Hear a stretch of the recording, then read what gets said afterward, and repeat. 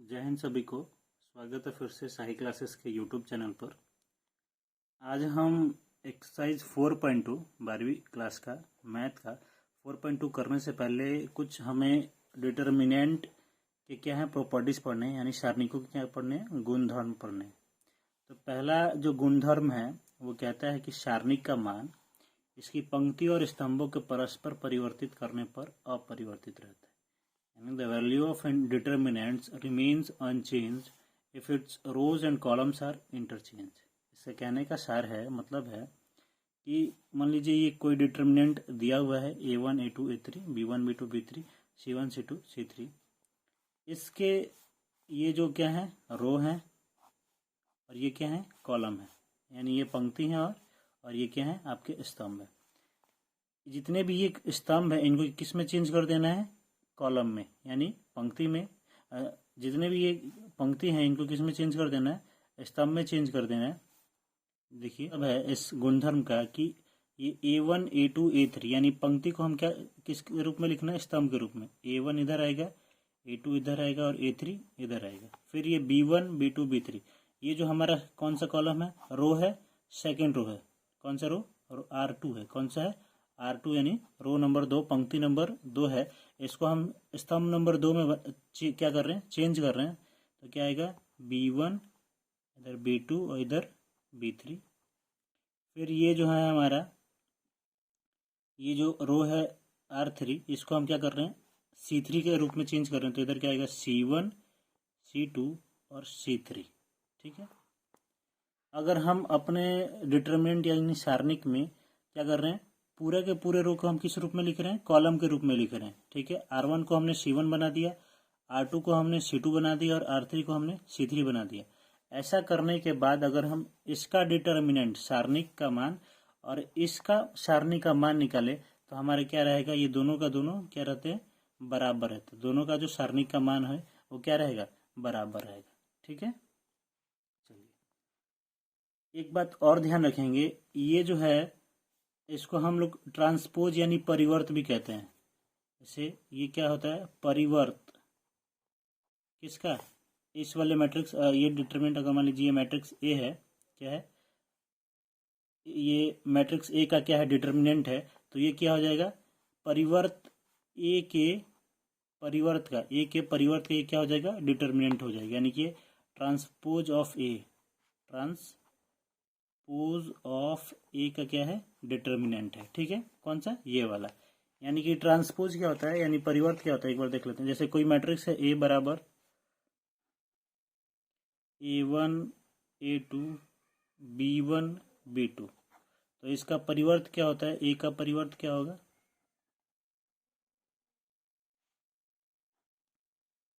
ये जितने भी रोज हैं यानी पंक्ति हैं वो कॉलम के रूप में आ जाएंगे।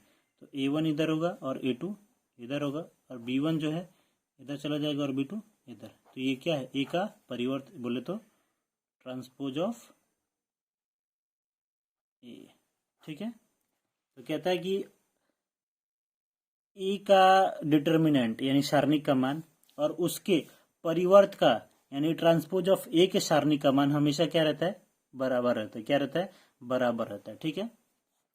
चलिए ये था पहला हमारा गुणधर्म। दूसरा गुणधर्म है हमारा सेकेंड वाला जो गुणधर्म है, कहता है सारणी की कोई दो पंक्ति को परस्पर परिवर्तित कर दिया जाए तो सारणी का चिन्ह बदल जाता है।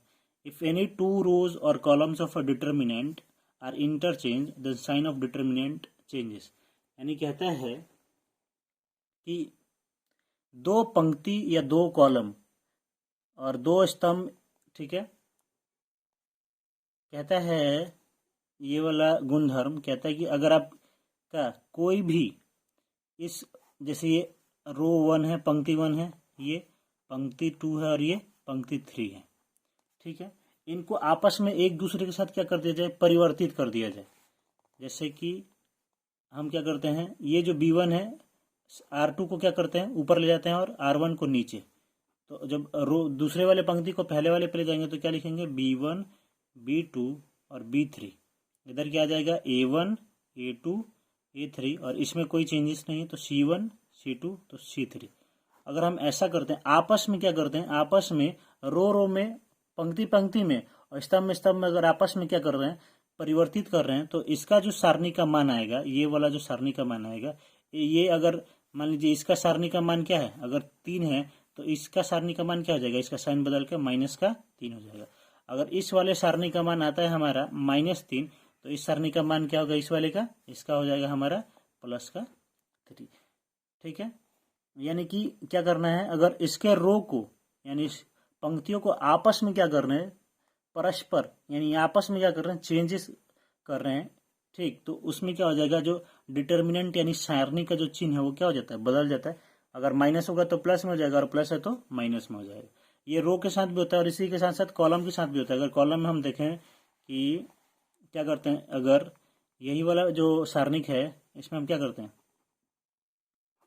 इस बार हम पंक्तियों को क्या करते हैं, सॉरी स्तंभ को यानी कॉलम को एक दूसरे के साथ क्या कर रहे हैं, चेंज कर रहे हैं। तो देखिए क्या होगा, हम लिख रहे हैं कि R1 को क्या कर रहे हैं, सॉरी कॉलम है तो C1 लिखते हैं। ठीक, और C1 को इंटरचेंज कर रहे हैं किसके साथ, C3 के साथ। ये हो गया हमारा C1, ये पूरा वाला, और ये क्या है C3। इनको आपस में क्या कर रहे हैं, बदल रहे हैं। तो ये लिखने का तरीका होता है, क्या कर रहे हैं हम लोग, C1 को क्या कर रहे हैं, C3 के रूप में क्या कर रहे हैं, बदल रहे हैं, और C3 को C1 में। तो इधर C3 का जितने भी हैं वो क्या आ जाएंगे, यहाँ पर आ जाएंगे। तो इधर क्या आ जाएगा, A3 B3 और C3। इसमें कोई भी चेंज नहीं कर रहे हैं तो ये सेम का सेम रहेगा, A2 B2 C2। और यहाँ पे क्या आ जाएगा, R3 की जगह पे C3 की जगह पे C1 आ जाएगा, यानी कि A1 B1 और C1। तो इसका भी आप क्या निकालेंगे, मान निकालेंगे ना, del2। तो ये क्या आ जाएगा, del2 बराबर इस यही वाले सारणी का मान के क्या आ जाएगा, बराबर के क्या आ जाएगा, माइनस साइन आ जाएगी। केवल क्या बदल जाता है, साइन बदल जाता है। सारणी का मान वही रहता है लेकिन उसका जो साइन है वो क्या हो जाएगा, बदल जाता है।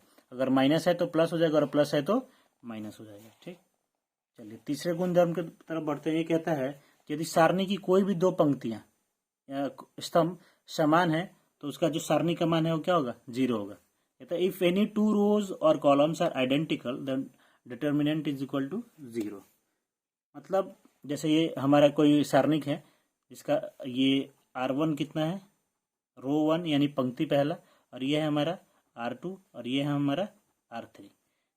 कहता है कोई भी 2 रो या फिर 2 कॉलम, ठीक, आपस में अगर क्या है, आइडेंटिकल यानी समान है, तो डिटर्मिनेंट क्या हो जाएगा, सारणी क्या हो जाएगा, 0 हो जाएगी। जैसे देखिए R1 क्या है, ABC, और R3 भी क्या है, ABC, यानी कि ये और ये R1 R3 क्या है, समान है। तो इसका सारणी का मान अगर आप डिटर्मिनेंट निकालेंगे तो क्या आएगा, हमेशा 0 आएगा। क्या आ जाएगा, 0 आ जाएगा।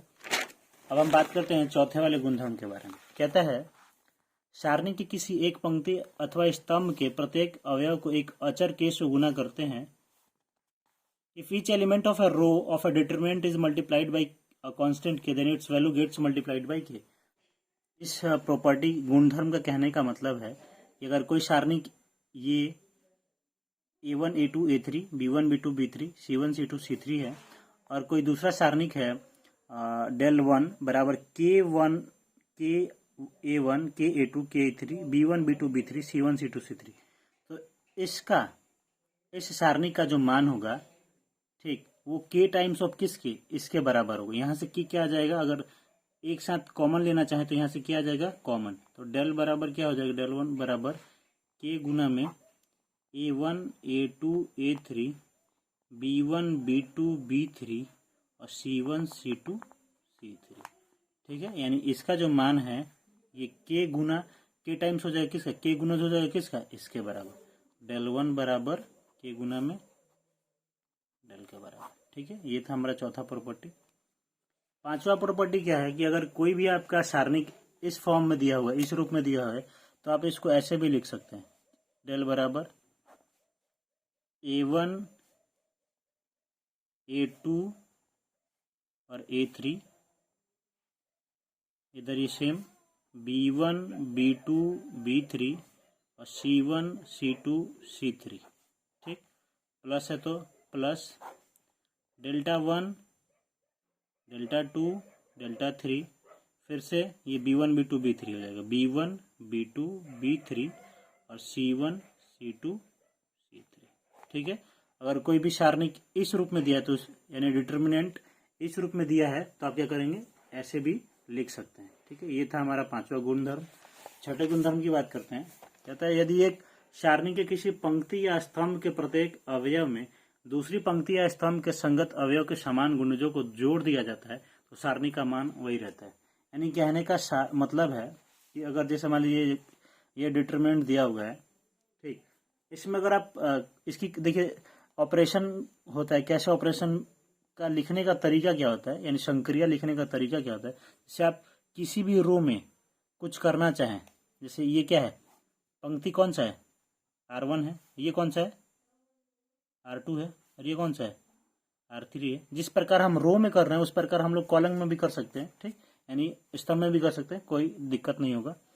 अगर हम R1 में क्या चाहते हैं, R1 में चाहते हैं कि R3 को जोड़ दिया जाए तो उसको लिखने का तरीका है R1 एरो, R1 में आप क्या जोड़ना चाहते हैं, R3 जोड़ना चाहते हैं। ठीक है, R1 में आप R3 जोड़ना चाहते हैं। ठीक, या फिर ऐसे भी लिख सकते हैं, अगर आप चाहते हैं कि पहले हम इस R3 में किसी 3 से गुना कर दें, क्या कर दें, 3 से इनमें इसमें गुना कर दें, फिर इसमें जोड़ना चाहते हैं, इसको देखिए कैसे लिखेंगे, R1 में R1 प्लस, इसमें क्या चाहते हैं कि आप R3 में सब में 3 से गुना करना चाहते हैं, 3, और फिर क्या चाहते हैं, इसमें R3 में सब में गुना करने के बाद R1 में जोड़ना चाहते हैं, तो R1 प्लस में 3 गुना ऑफ R1 R3। ठीक है जी, तो ये क्या होता है, लिखने का तरीका होता है।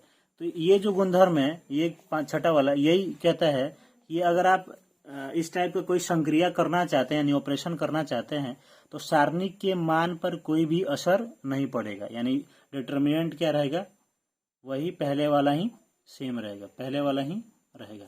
ठीक है, जैसे अगर आप ये कर रहे हैं तो इसमें क्या किए हैं, ये वाला ऑपरेशन है, संक्रिया ना करके आप ये वाला करना चाहते हैं, तो R1 अब देखिए अब क्या हो जाएगा, अब ये जो हमारा सारणी ऐसे है, अब ये इसको कैसे लिखेंगे, क्या किए हैं, पहले R1 में, R1 क्या है A1, और प्लस में प्लस क्या किए हैं 3 गुना ऑफ R3, इस R3 में 3 से गुना करके फिर R1 में जोड़ रहे, तो इधर क्या करेंगे 3 गुना ऑफ C1, इधर क्या आ जाएगा A2 प्लस, इसमें भी 3 से गुना किया 3 इंटू C2, इधर क्या है A3 plus 3 Guna of C3।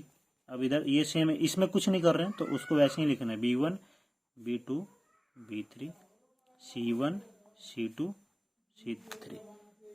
ठीक है, तो इसका सारणी का मान निकालिए और या फिर इस सारणी का मान निकालिए। दोनों सारणी का मान क्या रहेगा, हमेशा क्या रहेगा जी, बराबर है, डेल बराबर ये डेल 1 लिख दिए, डेल 1। ठीक है, ये तो था हमारा क्या है, सारणी का गुणधर्म। अगले क्लास में हम लोग एक्सरसाइज 4.2 के क्वेश्चन करना स्टार्ट करेंगे।